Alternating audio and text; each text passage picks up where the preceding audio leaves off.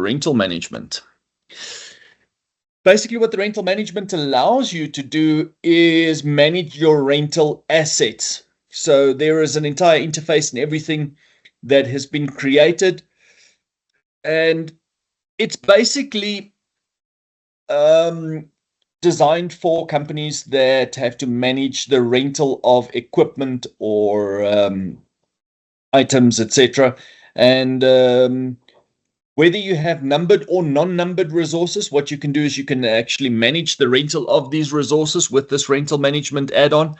We're going to just demo that to you guys now. So what we've done is we've created a demo where you can either rent e-bikes or you can rent, what do we have? Forklifts. So with e-bikes, if you're renting e-bikes, you don't generally care about which exact e-bike is actually in the store at the moment. You just care that someone took an e-bike and someone brought back an e-bike. So if you've got 20 of them, you want to know you've got 18 in store. Whereas with forklifts, you might want to keep track of the exact serial number that you're renting out, etc. So in that instance, you're talking about numbered or non-numbered resources.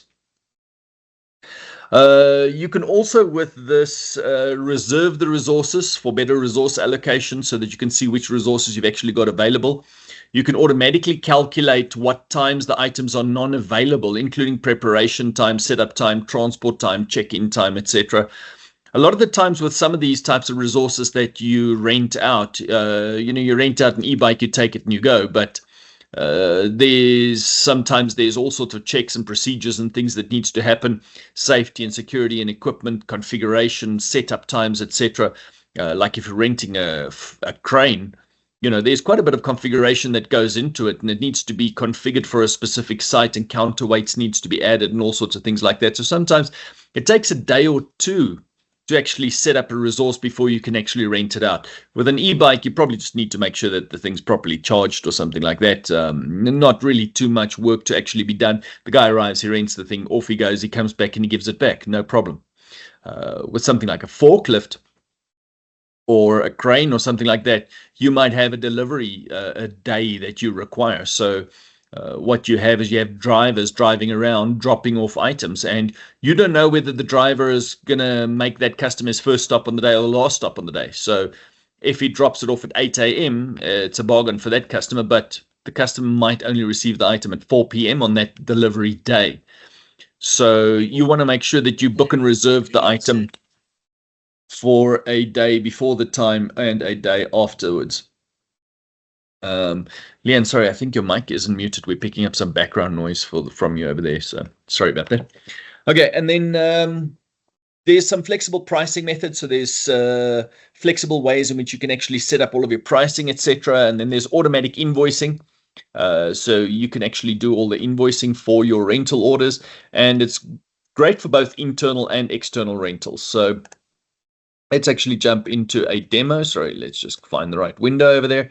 And let's just start off with the standard stuff. So if you have installed, or if you've got an Empowered Business Central over there, you click on the Empowered menu. You will see top left-hand side, there's a module configuration. And if you go into the module configuration over there, you will see all of the features that's included in the specific version that you have actually got over there. So we've got wholesale and distribution over there. And there's all the features that's available. So if we go next to rental management, you'll see that I've placed a tick next to rental management over there, and that actually activates that module within Empowered. Rental setup first. So if you search for rental setup and you go into the rental setup, this is where you can go and set up everything around the rental management. A couple of things I want to highlight. It's got its own separate allow posting from and allow posting to. Same thing you'll find with the fixed assets, with the VAT, etc. So in other words, what dates will you allow for posting into the rental module?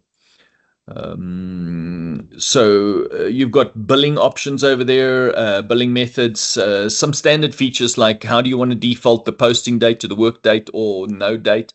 What VAT product posting group do you actually want to use for VAT purposes?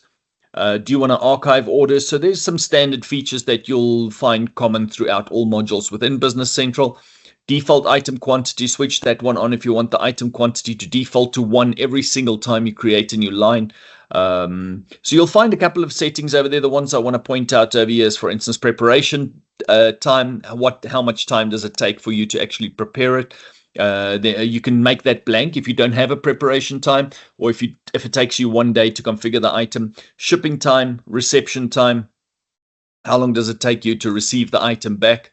And then you've got your number series is set up at the bottom over here, whether you want to automatically archive orders, etc. And that's a couple of the things around your rental setups. But let's just go and have a look at a typical rental. So if we go back to Empowered over there, you'll see that if I go to the rental orders over there, let's quickly have a look at what we've set up with our resource group and our resources. So if I have a look at my resource groups over there, we've decided we want to do our billing by the resource group. So if I have a look at my e-bikes over there, you'll see, for instance, I've set this one as not individually numbered, whereas I've set up my forklifts as individually numbered. So, and this is the standard Business Central resource group. So what you might have over here is, if I go to my resources, you'll see that the forklifts over there, they're all set up exactly the same. The forklifts are all set up as individually numbered. They are linked to the resource group forklift, and the quantity is 1 for all of them. Okay, so you'll see that these are settings that you cannot change because they're individually numbered. I need to keep track of each individual forklift. However, if I go down over here to the e-bikes, you will see they are not individually numbered, so I can actually have more quantities of these. But we're actually going to be showing you guys how to do the individually numbered ones over there. But for the e-bikes, you could just create one resource, put a quantity of 20 in there, and link it to the resource group e-bikes over there. But for us, we're actually going to use the forklifts. And over here in the forklifts, then of course, you can go straight to the rental ledger entries over there and see which rental ledger entries was actually created against a specific resource. And then let's actually just go and create a rental order. You can create a rental quote and quote someone, and if they accept it, convert it into an order. But we're just going to go straight into a rental order over there, and let's create a new rental order. And if we just press enter, we'll say which customer we actually want to link this to. And you'll see there's all sorts of dates on here. You've got your order date, posting date, due date. Same thing as what you'll find on any other sort of sales or purchase order in Business Central. But then I've got a rental from and a rental to date. So this is what dates do I actually want to create for the rental of this item. So let's say from the 6th to the 8th of August. So I actually want to rent it for those 2 days. And then these dates over here will then include all the other dates and calculations related around it. Then when we go to the lines over here, I'm going to say I want to rent out a specific resource group. And the resource group I want to actually rent out is the forklift. What's the quantity? How many forklifts do I actually want to rent out? And you'll see that there's all sorts of details about the rental on the lines that obviously gets copied from the header. But once you are done with the rental order, you can actually release it. There is also under the printing, you can say that you can print a confirmation, or you can send the registration completed email, etc., that the rental order has been completely registered. And then under the posting, you can then go and post the shipment. But before we can actually post the shipment of these rental items to the customer, we've got to go and just pick the rental line. So we've got to go and pick which actual resources are we going to send through to this customer. So if we go to the pick rental lines, we then go to the resources over there, and then we go through our warehouse and we see, okay, that item over there is available. You know what? I actually was posting just 1 or 2 transactions before the... Oh, sorry. I should have read the error message properly. I did not go and change the posting date. Let's see if we can pick them now. And just before we did the demo, I went through a whole presentation and I quickly posted some transactions in there. Open rental ledger entry posting date should be before. Oh, there's open rental ledger dates. Let's see, hopefully, if I go down a little bit further, let's try from the bottom up.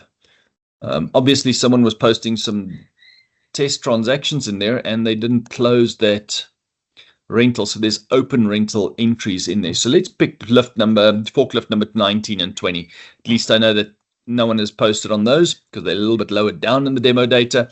So there is the rental pick lines. So those are the two forklifts that I'm actually going to send to the customer. And once I'm happy and I've picked my forklifts over there, I hit the OK button over there. And there we go.